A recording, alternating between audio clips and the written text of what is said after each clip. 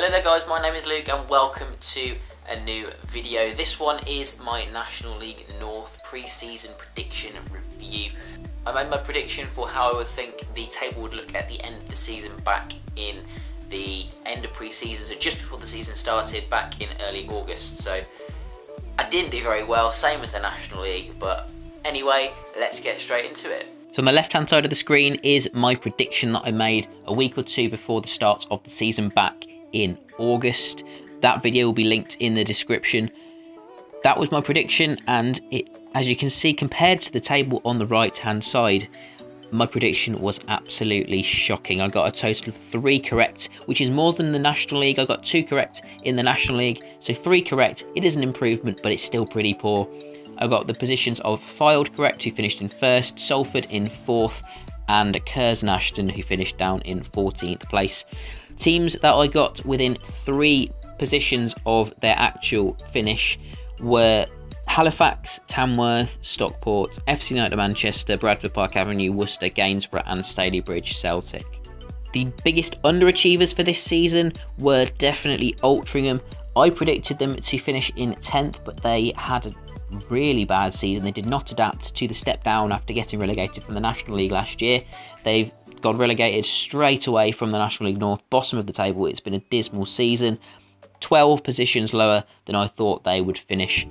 Harrogate, I thought they would finish up in 3rd in the playoffs, but they've got one of the biggest budgets in the league, which, considering the budget they've got, which is probably about 2nd or 3rd biggest in the league, they should be doing a lot better than that. And then Nuneaton and Boston, I got those to 7 places out of position. I predicted Nuneaton to finish in 5th, whereas in fact they finished in 12th.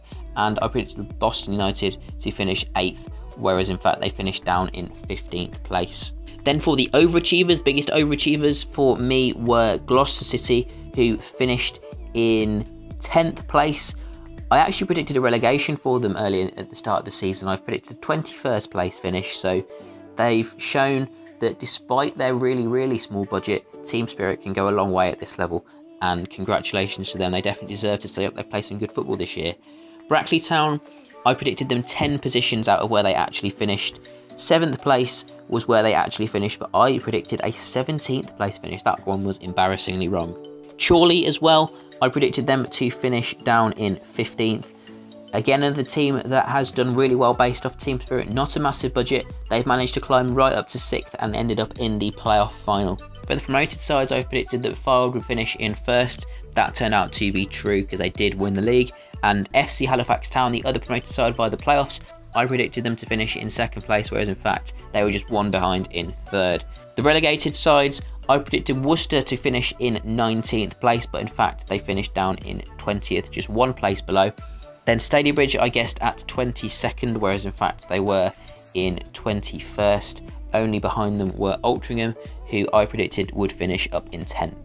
There you have it, that is it for my National League North pre-season prediction review.